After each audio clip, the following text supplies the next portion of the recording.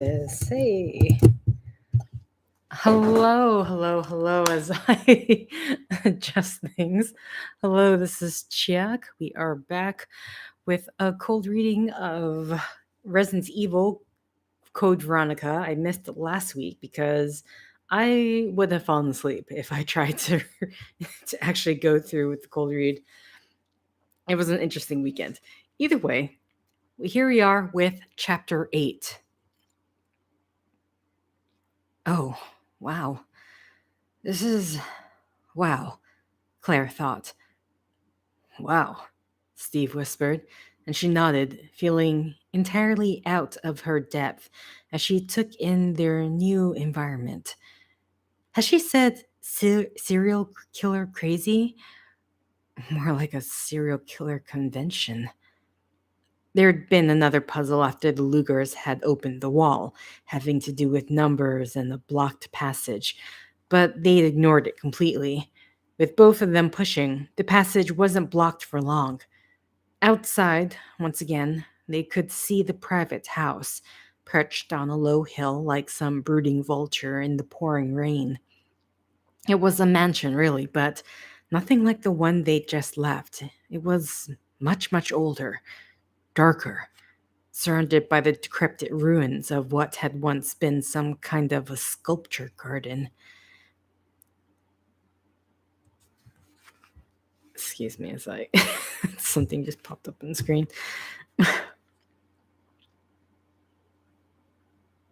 Stone chairs with blind eyes and broken fingers watched them wend their way toward the house. Gargoyles with eroding wings shattered pieces of marble underfoot. Creepy, definitely. But this is so far beyond creepy. It's not even in the same category. They stood in the foyer, unlit but for a few strategically placed candles. There was a smell of must in the air, an old smell like dust and crumbling parchment. The floor was plushly carpeted. What they could see, the floor was plushly carpeted, what they could see of it, but so ancient that it had been worn threadbare in many places. It was hard to make out any color beyond dark. What had once been a grand staircase was directly in front of them, sweeping up to the second and third floor balconies. There was still a kind of shabby elegance to its time blackened banisters and sagging steps, as there was in the dusty library to their right, in the faded, ornately framed oil paintings hanging from flocked walls. The word haunted would have described it perfectly, except for the dolls. Tiny faces stared out at them from every corner. China dolls of fragile porcelain, many of them chipped or discolored, dressed for high tea in water-stained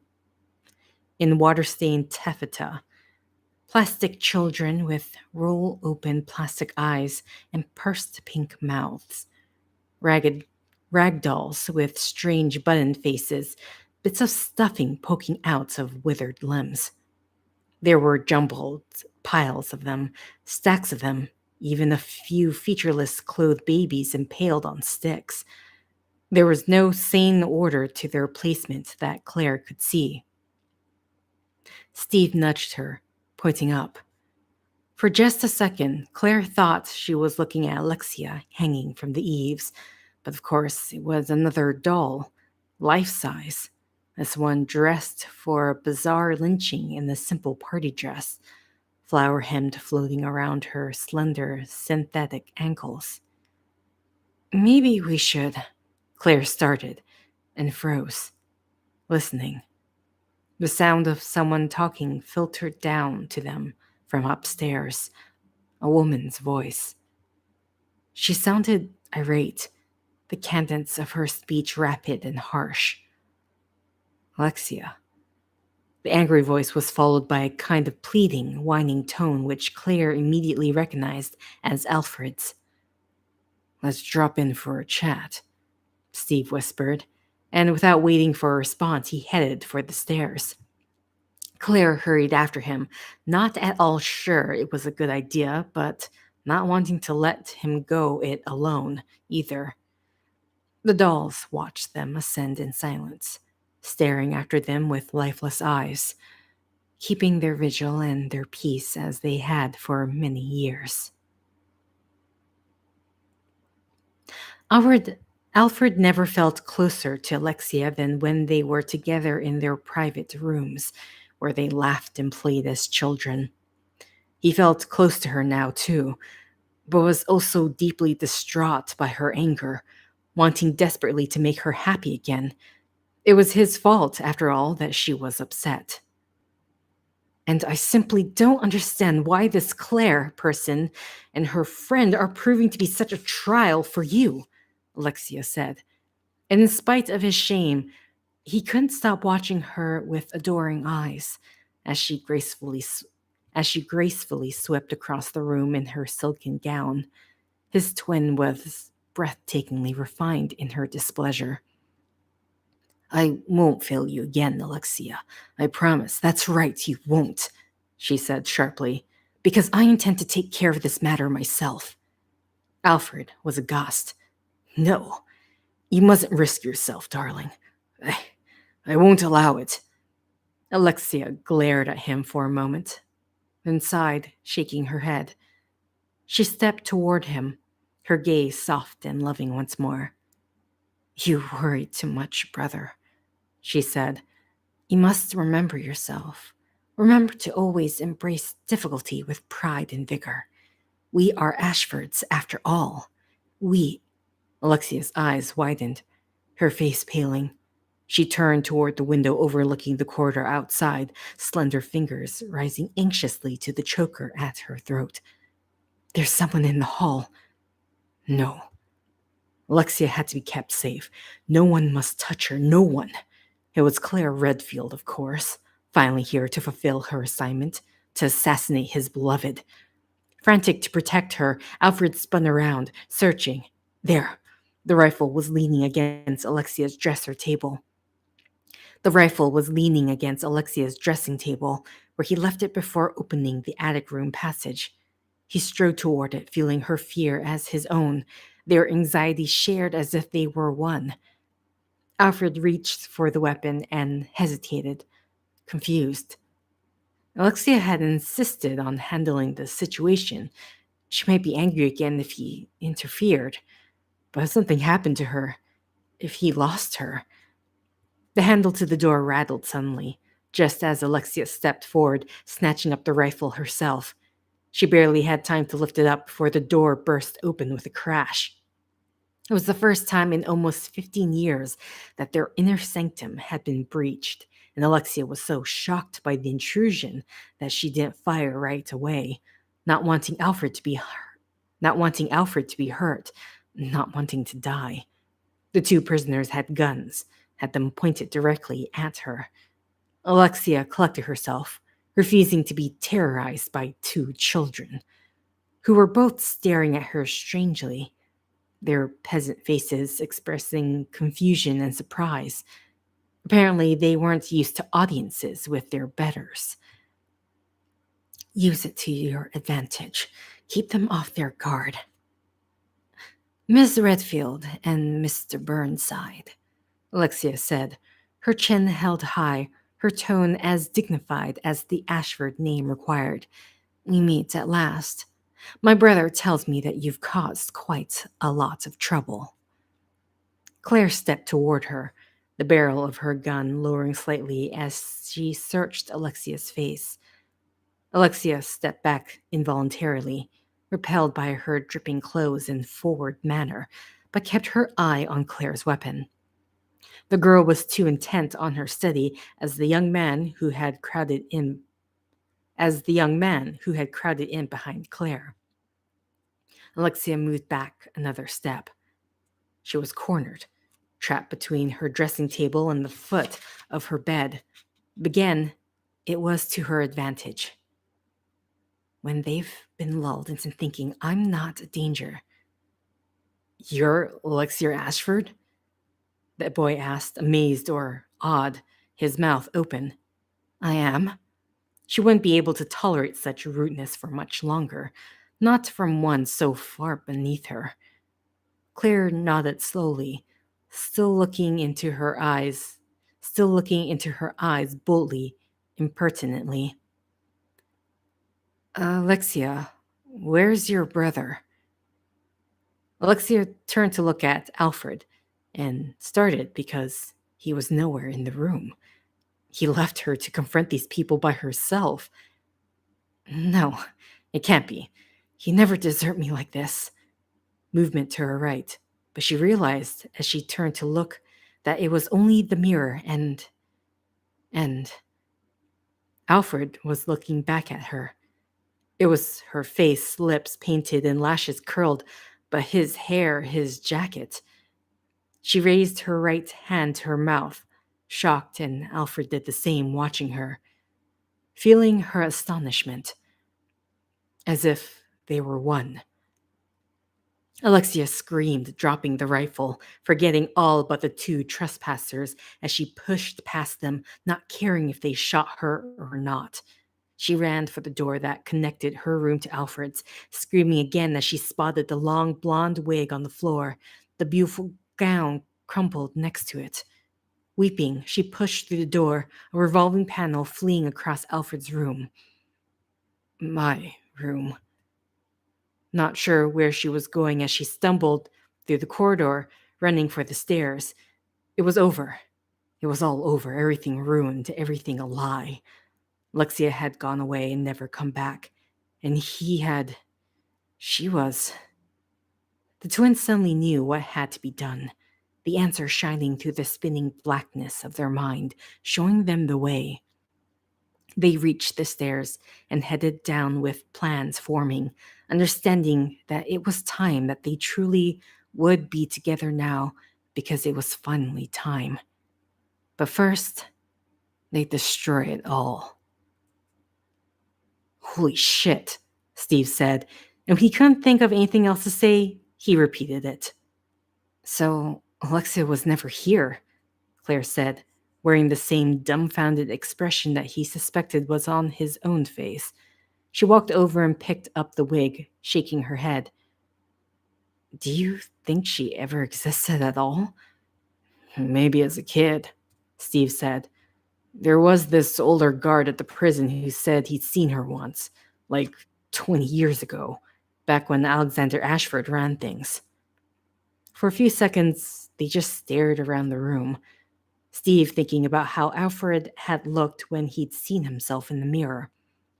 He had been so pathetic. He'd almost felt bad for the guy.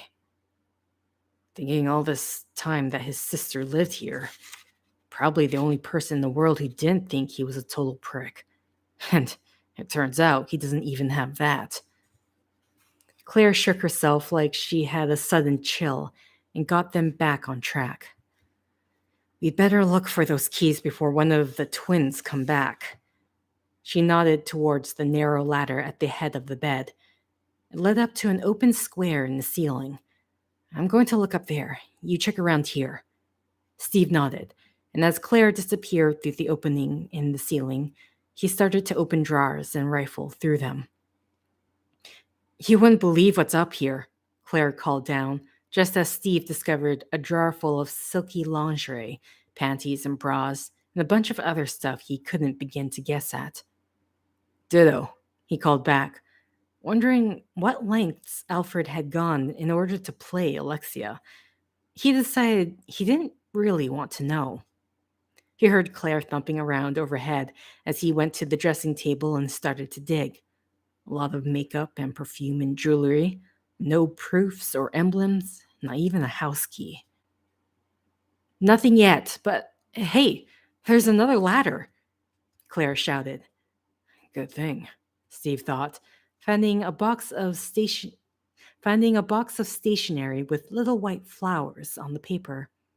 He was getting more nervous about Alfred coming back, and he wanted to get out of this. He was getting more nervous about Alfred coming back and wanted to get out of his freaky room of sister psychosis as soon as possible. There was a tiny white card on top of the stationery envelopes. Steve picked it up, noting the strong, feminine hand. Dearest Alfred, you are the brave, brilliant soldier ever fighting to reinstate the Ashford name to its former glory. My thoughts are always with My thoughts are with you always, beloved. Alexia. Ugh. Steve dropped the card, making a face. Was it just him, or had Alfred created a seriously unnatural relationship with his imagined sister? Yeah, but it wasn't real. It wasn't like they could do anything physical. Double ick. Again, Steve decided he'd rather not know. Steve! Steve, I think I found them. I'm coming down. Overwhelmed by an instant rush of hope and optimism, Steve grinned and turning toward the ladder, the words music to his ears. No shit. Claire's shapely legs appeared, her voice much clearer, and he could hear the same excitement in her response as she quickly descended. No shit. There was this little merry-go-round up there and an attic room above that. Oh, and you gotta check out this dragonfly key. An alarm suddenly started blaring, echoing through the giant house, loud and insistent. Claire jumped off the bed, holding 3 proof keys and the slender metal object in her hand. They locked gazes, exchanging a look of confused fear. And Steve realized he could hear the alarm outside too, with the hollow metallic sound of an announcement being made over a cheap sound system. It sounded like it was being broadcasted over the entire island. Before either of them could say a word, a calm voice began speaking through the bleeding sirens, cool and female, the voice of a recorded loop. The self-destruct system has been activated. All personnel evacuate immediately. The self-destruct system has been activated. All personnel. That bastard, Claire spat, and Steve was right there with her, silently cursing the pompous little freak, but only for about 2 seconds. They had to get to that plane. Go, Steve said, scooping up Alfred's rifle and putting his hand on Claire's back, urging her toward the door. Umbrella's Rockfort training facility and detainment center, the place where Steve had grieved his mother and lost his father, where the last descendant of the Ashford line had quietly gone mad and Umbrella's enemies had unleashed the beginning of the end, was about to go bye-bye, and he didn't particularly want to be around when it did. Claire didn't need any advice on the matter. Together they hustled to the door and ran, leaving the sad remnants of Alfred's twisted fantasy behind.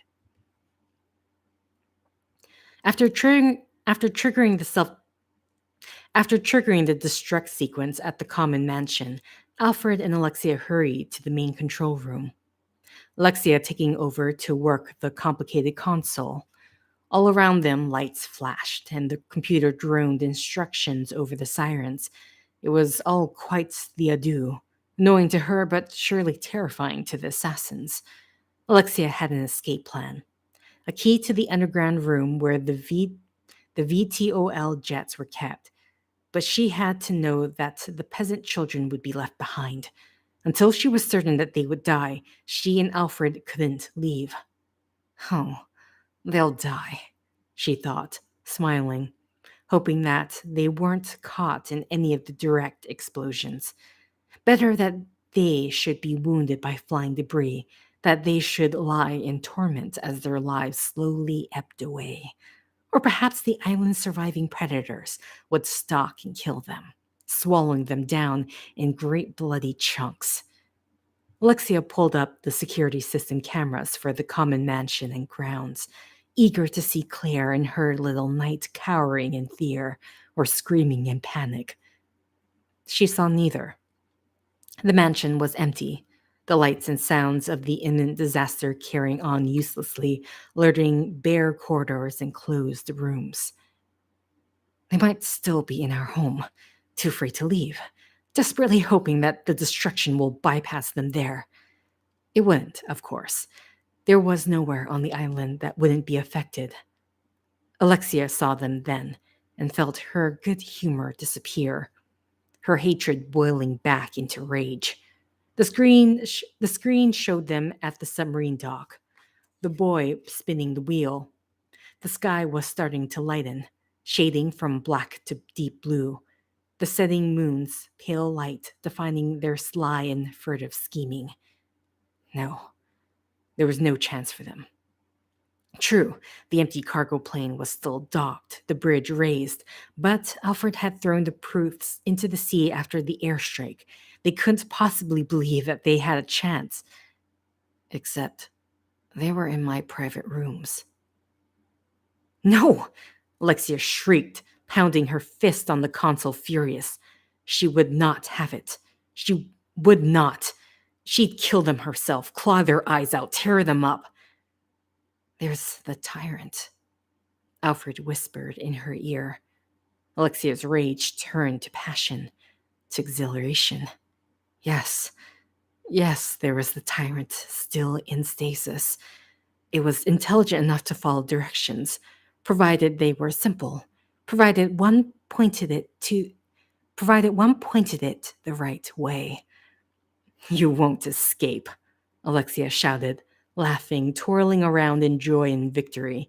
And after a moment, Alfred joined in, unable to deny how deeply, wonderfully satisfying it was going to be as the computer changed its tune, began the final countdown.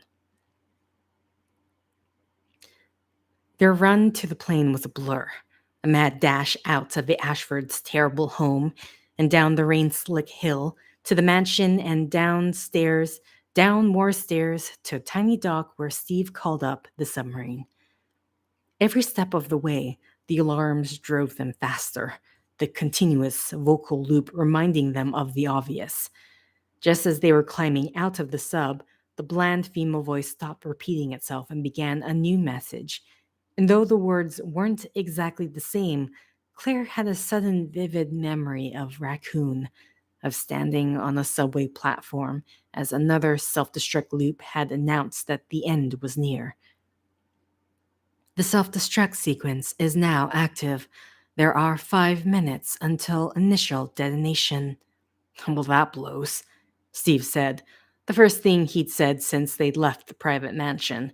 And in spite of her fear that they wouldn't make it in time, in spite of her exhaustion and the horrible memories she knew she'd be taking away with her, Steve's deadpan utterance struck her as hilarious. It does blow, doesn't it? Claire started laughing, and though she tried to put an immediate stop to it, she couldn't quite manage. It seemed that even imminent death couldn't stop the giggles. That, or hysteria, had turned out to be a lot funnier than she would have expected. And the look on Steve's face wasn't helping. Hysterical or not, she knew they had to move. Go, she choked, motioning him forward. Still looking at her as though she'd lost her mind, Steve grabbed her arm and pulled her along with him. After a few stumbling steps, and the realization that her laughing fit might kill them both, Claire got a hold of herself. Okay, she said, breathing deep, and Steve let her go, a look of relief crossing his pale face.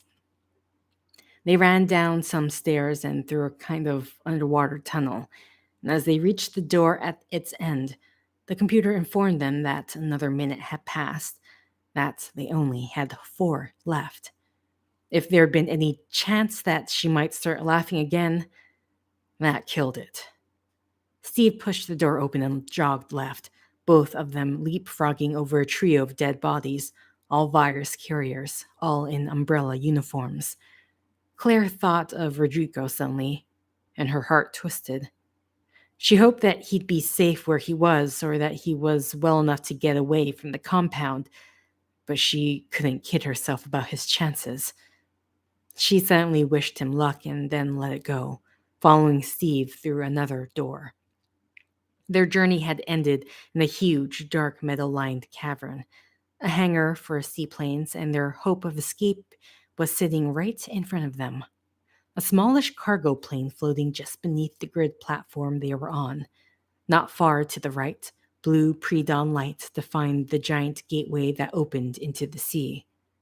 Over here, Steve said, and hurried toward a small lift at the edge of the platform, one with a standing control board.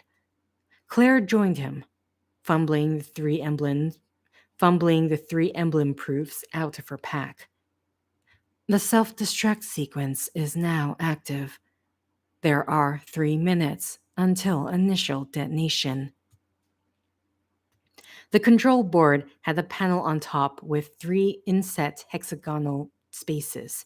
Steve grabbed two of the proofs, and together they pressed all three of them home. Oh man, please, please, please. There was an audible click, and the panel's switches lit up. A deep hum coming from the body of the standing machinery. Steve laughed, and Claire realized she'd been holding her breath when she was suddenly able to breathe again. Hang on, Steve said, and swiped his hand over the panel, flipping them all over. With a small jerk, the lift began to lower at an angle as the plane's rounded side door opened, folding down to create a step ladder. Claire felt like it was all happening in slow motion, a kind of unreality to it as the lift met the base of the steps, jerking again to a stop. It was hard to believe that it was finally happening, that they were actually going to make it off Umbrella's cursed island. To hell with believing it, just go. They boarded the plane, Steve running forward to get it flight ready while Claire quickly checked out the rest of it. A large, mostly empty cargo area constituted the bulk of the plane, sealed off from the cockpit by a soundproof metal hatch. There weren't any creature comforts beyond a closet with a porta-john behind the pilot's seat, but there was a footlocker at the rear of the cockpit that contained 2 plastic gallons of jugs of water, much to Claire's relief. Though muffled, they could still hear the recording resonating through the hangar as Steve found the controls for the door, the hatch lifting and sealing as the countdown went to 2 minutes. Claire hurried to his side, her heart really starting to pound. 2 minutes was nothing. She wanted to help, to ask what she could do, but Steve's full concentration was on the instruments panel. She remembered that he said about iffy flying skills, but since she didn't have any at all, she wasn't complaining. The seconds ticked past, and she had to force herself not to start babbling nervously, not to do anything that might distract him. The plane's engines had been rumbling, the sound getting steadily louder and higher pitched, Claire's nerves tightening to match. And when the dreaded computer female spoke up again, Claire found herself gripping the back of Steve's chair, her knuckles white. There is now 1 minute until initial detonation. 59, 58, 57. What if it's too complicated? What if he can't do it? Claire thought, fairly certain she was about to explode. 44, 43. Steve straightened abruptly, grabbing a gear shift looking thing to his right and nudging it forward before placing his hands on the yoke.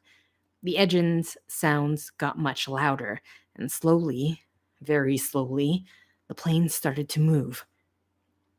You ready yet? He asked, a grin in his voice, and Claire nearly collapsed with relief, her knees weak with it. 30, 29, 28.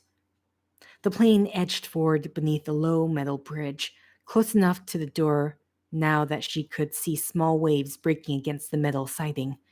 There was a loud thump overhead, as though the bridge had scraped the top of the plane, but they kept moving, slowly. They kept moving, slow and steady. 17, 16. As Steve steered into the open water, the countdown reached 10, and then was too far away to be heard. As the engines got impossibly louder and they picked up speed, the smooth ride turning bumpy as they started to run over the waves. There was just enough light in the sky now for Claire to see the island shore off to their right, rocky and treacherous. There were low cliffs bordering much of Rockfort, rising up out of the water like rough fortress walls.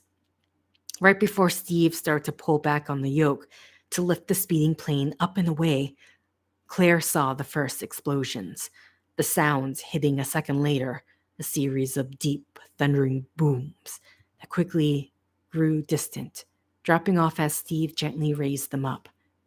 As the cargo plane as the cargo plane took to the air, giant billows of black smoke rose into the early dawn, casting shadows over the disintegrating compound.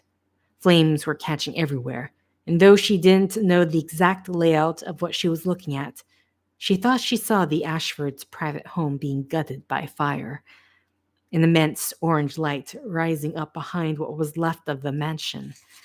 There were still structures standing, but immense pieces of them were suddenly missing, blown into rubble and dust. Claire took a deep breath and let it out slowly, feeling knotted muscles begin to unclench. It was all over. Another umbrella facility lost because of the scientific integrity they continued to violate, because of a moral vacuum that seemed to be an elemental component of the company's policies. She hoped the tortured, twisted soul of Alfred Ashford had finally found some kind of peace, or whatever it was he truly deserved. So, where to? Steve asked casually, and drawn back from her wandering thoughts. Claire turned away from the side window, grinning, ready to kiss the pilot. Steve caught her gaze with his, also grinning, and as they looked into each other's eyes, the seconds stretching, it occurred to her for the first time that he wasn't just a kid. No kid would look at her the way he was looking at her now, and in spite of her firm decision to not encourage him, she didn't look away. He was a good looking guy, definitely, but she spent most of the last 12 hours thinking of him as an obnoxious kid brother, not exactly easy to get past, even if she wanted to. On the other hand, after what they'd been through together, she also felt very close to him in a way that was solid, strong, an affection that seemed perfectly natural, and Claire broke the eye contact first, looking away. They'd been free and safe for all of a minute and a half. She wanted to digest that for a little while before moving on. Steve returned his attention to the controls, looking a little flushed, and there was another thump on the roof, like back in the hangar. "What is that?" Claire asked, looking up as though she actually expected to see something through the metal. "No idea," Steve said, frowning. "There's nothing up there, so..." Crunch! The plane seemed to bob in the air, and Steve hurried to compensate, as Claire instinctively looked behind them. The destructive sound had come from the hold. "The main cargo hatch came open," Steve said, tapping at a small flashing light on the console, punching another button. "I can't get it to close." "I'll check it out," Claire said, and at Steve's unhappy expression, she smiled. "You just keep us in the air, okay? I promise not to jump." She turned toward the hold, and as soon as Steve looked away, she casually grabbed the rifle hanging off the back of the co-pilot's chair, the one Alfred had dropped. She still had the semi, but the laser sight on the rifle meant pinpoint accuracy, and since she didn't want to shoot the plane full of holes, the 22 was a better choice.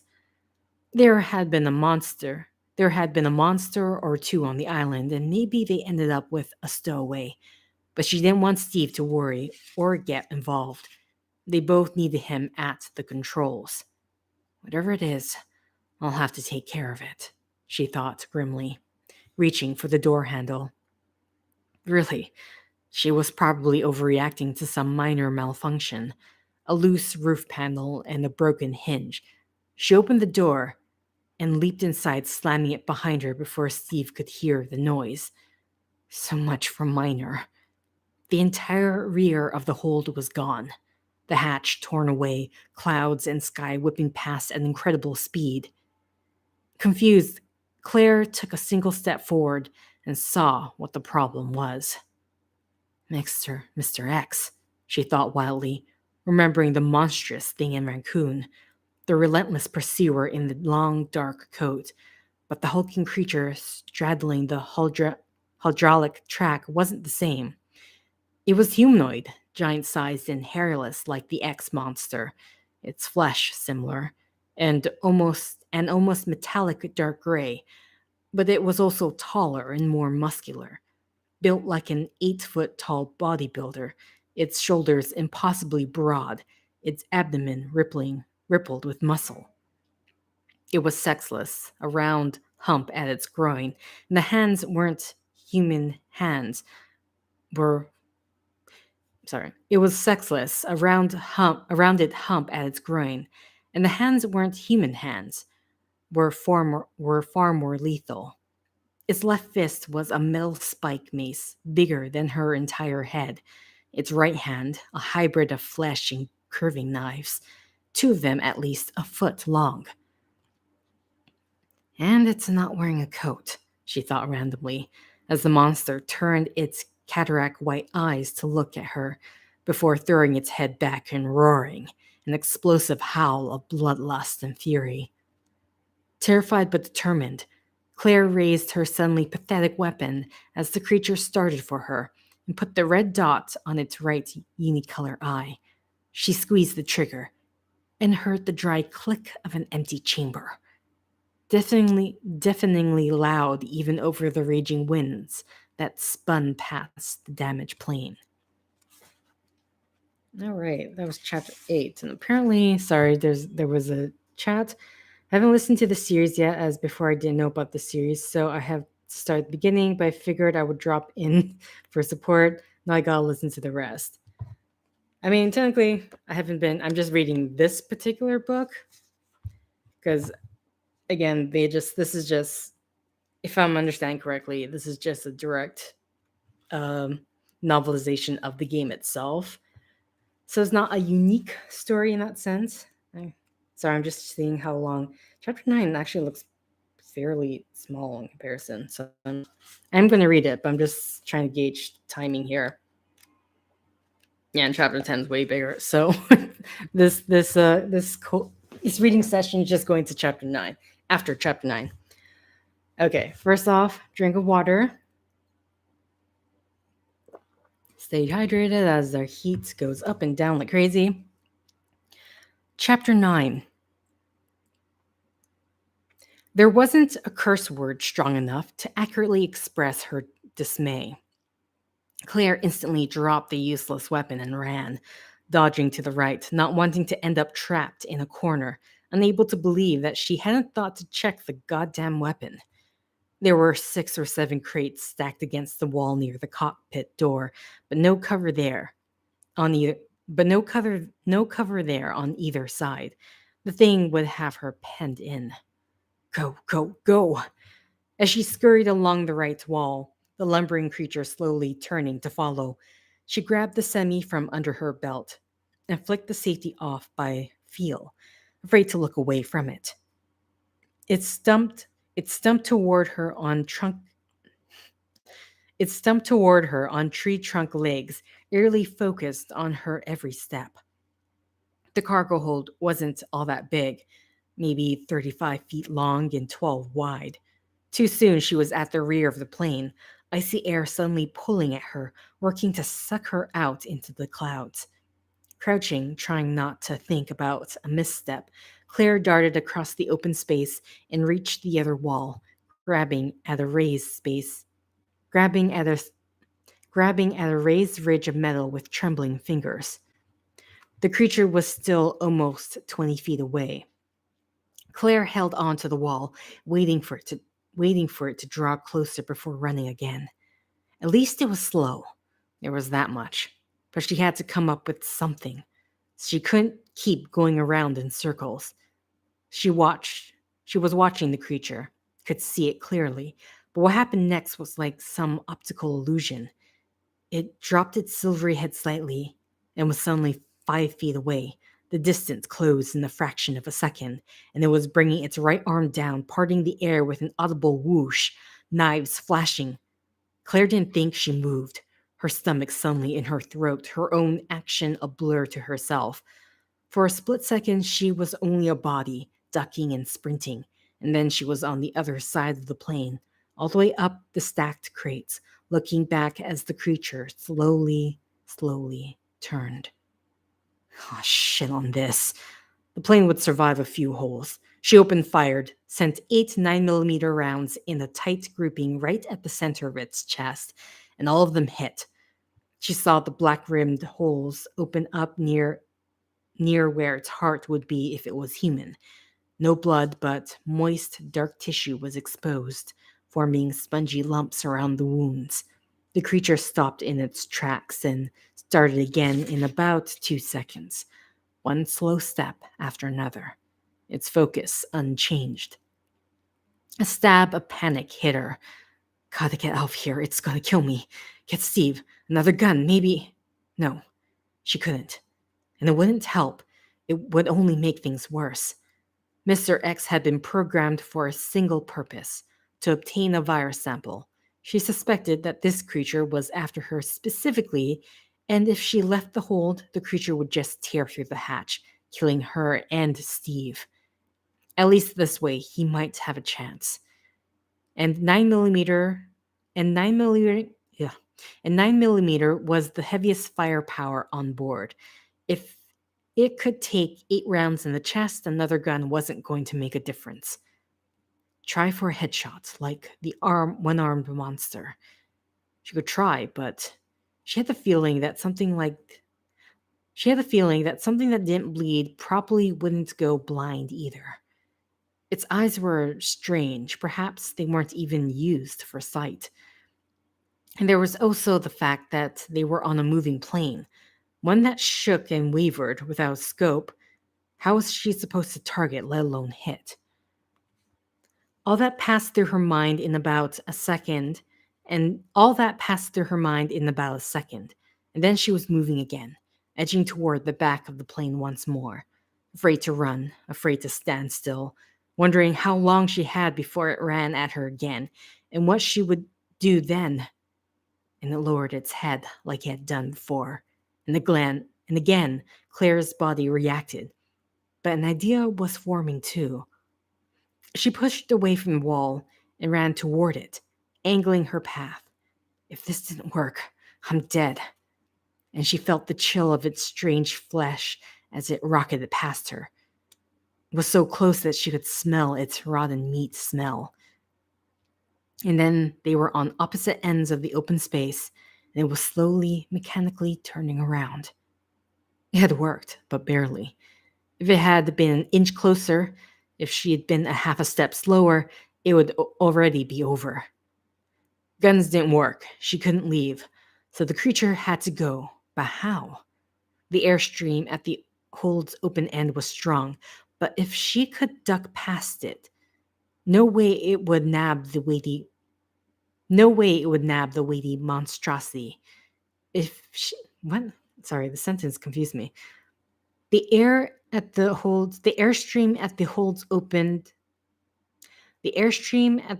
opened end was strong, but if she could duck past it, no way it would nab the weighty monstrosity. She had to knock it off balance, maybe bait it to the opening and trip it up somehow. She wasn't strong enough to push it. Think, damn it. It was starting toward her again. 1 step, 2. She looked away long enough to scan the floor near the opening, looking for something it might stumble over. Maybe the hydraulic track. The hydraulic track, used to push heavy crates to the rear of the plane to be unloaded. In fact, 2 of the empty crates were sitting on the metal platform at the start of the track, just a few steps from the door to the cockpit. The controls were set into the outer wall, right in front of the door. Too slow. There's no way. Except it was slow because it carried a heavy load. If there was only an empty container or 2 on the platform, how fast would it go then? She had to get to the controls, had to see. There was a blur of movement, and then the spike mace was coming around, ripping toward the side of her head. Claire jumped forward, instinctively sidestepped, but not quite fast enough. The spikes didn't get her, but its powerful forearm did, bashing painfully into her ear, knocking her off her feet. Instantly, the creature crouched and brought its right arm down, but she was already in motion, rolling the second she hit the floor. The hand blades hit the deck and sparks flew, the creature howling in rage as Claire sprang to her feet, trying not to notice her throbbing ear or the tiny black dots that swarmed at the edges of her vision. She ran for the hydraulic controls instead, as the creature rose to its feet, its movements mechanical again, as emotionless as it had been furious only seconds before. A few running steps, and she was looking down at a simple control panel, power switch, a dial for entering approximate weight, buttons for buttons for back and forth, a tiny readout screen, an emergency shutoff. Claire hit the power switch, twisting the metal dial to the maximum limit, just under 3 tons. She shot a look at the creature, still at a safe distance, and saw that it was only a step or two from being in the direct path of the platform. Her hand hovered over the blue switch that would move it forward, that would send it bullying down the hold at an incredible speed. With only a few pounds of empty container where 3 tons was expected, it would mow the creature down like a blade of grass. Almost. Almost. Now! When the creature was standing almost directly on the track, Claire punched the button. Nothing happened. Nothing at all. Shit. She fumbled for the power switch again. Maybe she hadn't turned it on? And she saw what was on the little readout screen and groaned out loud. The simple instruction reading, charging for load, wait for tone. Good God, how long will that be? The creature was still 20 feet away, walking almost directly along the track. She might not get a better shot at it, because another blow could very well mean her death. But if she stayed where she was and the creature got to her before the platform was charged, she'd be trapped between the wall and storage crates. It would bludgeon her into a pulp against the cockpit door. Better to run for it. Better to stay put. Claire hesitated a touch too long, and the creature was in motion again. It swept toward her like a natural disaster, and it was too late. Not even time to turn around and flee into the cockpit. Ping. Sorry, excuse me. Ping. And it brought its spiked left hand down just as Claire slammed the switch. Her eyes squeezed closed, sure that the world was about to disappear in a blizzard of pain. As the creature shot away from her, roaring, the empty crates lifting it off its feet, powering it away.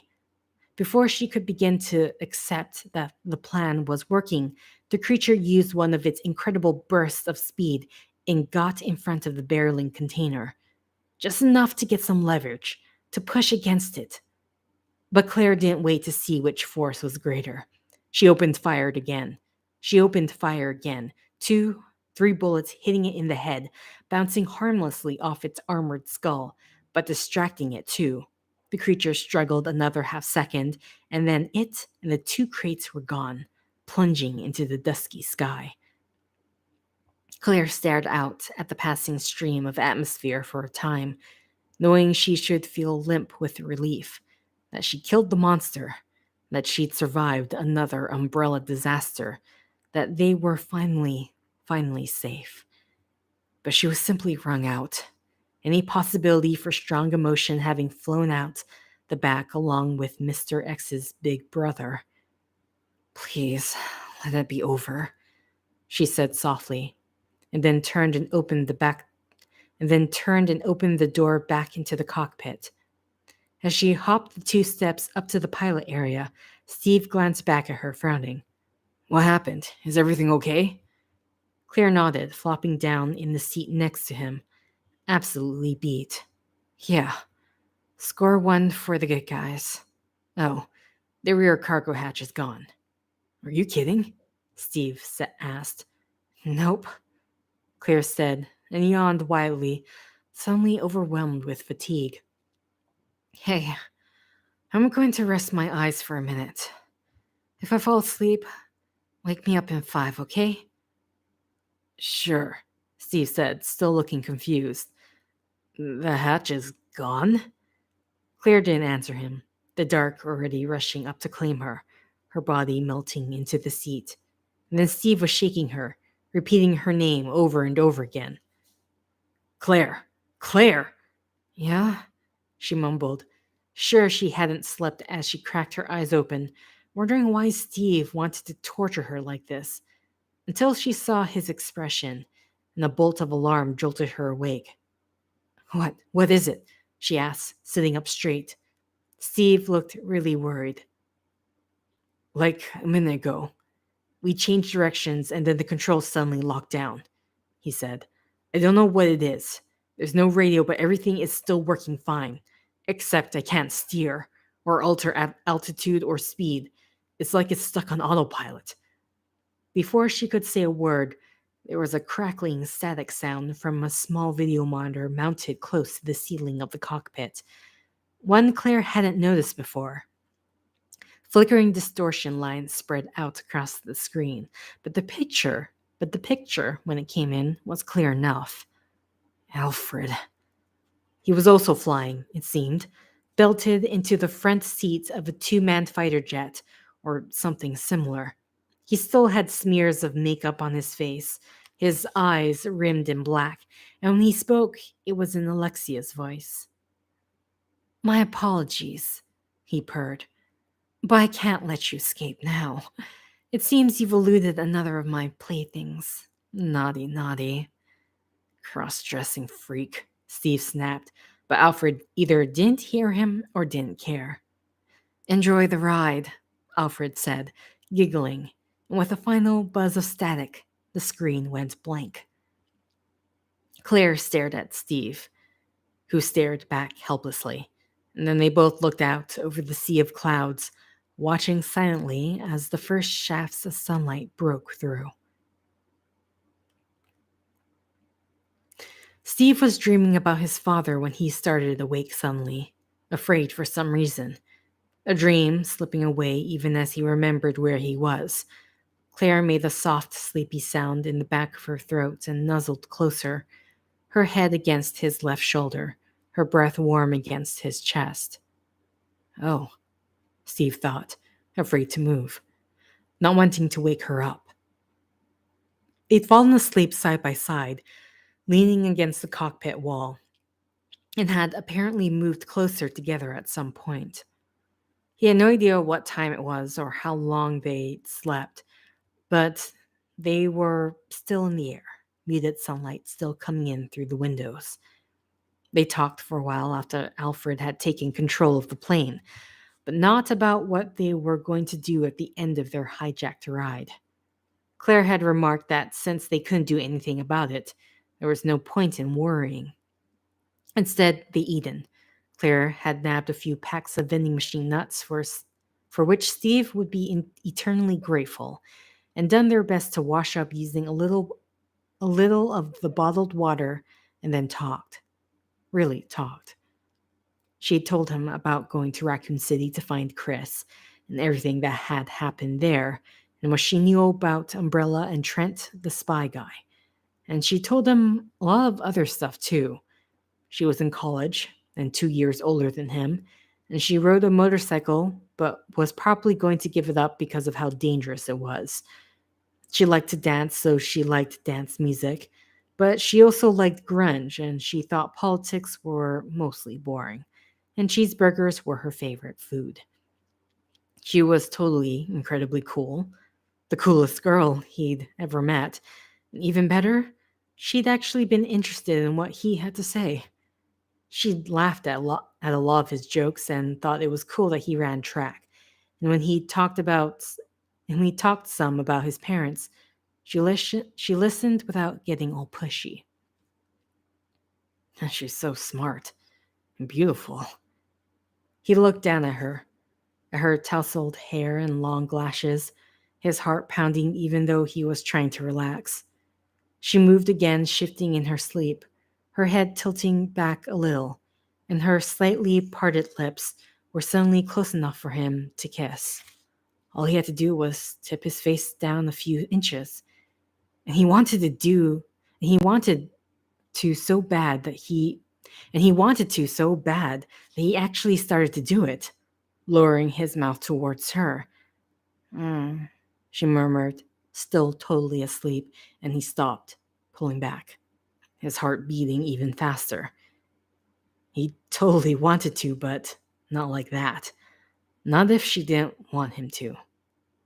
He thought she did, but she'd also told him a little bit. She also told him a little about her friend Leon, too, and he wasn't so sure they were just friends. Feeling tortured having her so close but not his, he was relieved when she rolled away from him a few seconds later. He stood up, stretching stiff legs, and walked to the front of the plane, wondering if the reserve fuel tank had been tapped yet. The thought of dealing with that crazy Ashford asshole once again drying up the last of his positive feelings. He hoped that Claire would sleep a while longer. She'd been so tired.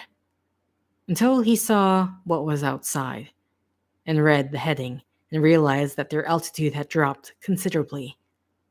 The plane was starting to pitch some, bucking in wonder. On the map reader next to the compass was the approximate latitude longitude for their position. Claire, wake up. You gotta come see this. A few seconds later, she was at his side, rubbing her eyes, which widened considerably when she looked out the window. There was a near blizzard of ice and snow pounding down, extending as far as they could see. We're over the Antarctic, Steve said. As in the South Pole? Claire asked, incredulous. She grabbed the back of the co-pilot seat. She grabbed the back of the co-pilot seat as the plane roller coastered. Penguins and killer whales, all that? I don't know about the wildlife, but we're at a latitude of 82.17 south, Steve said. Definitely the bottom of the world. And I'm not positive, but I think we're coming in for a landing. We're slowing down anyway. Maybe Alfred's plan was to drop them in the middle of nowhere and let them freeze to death.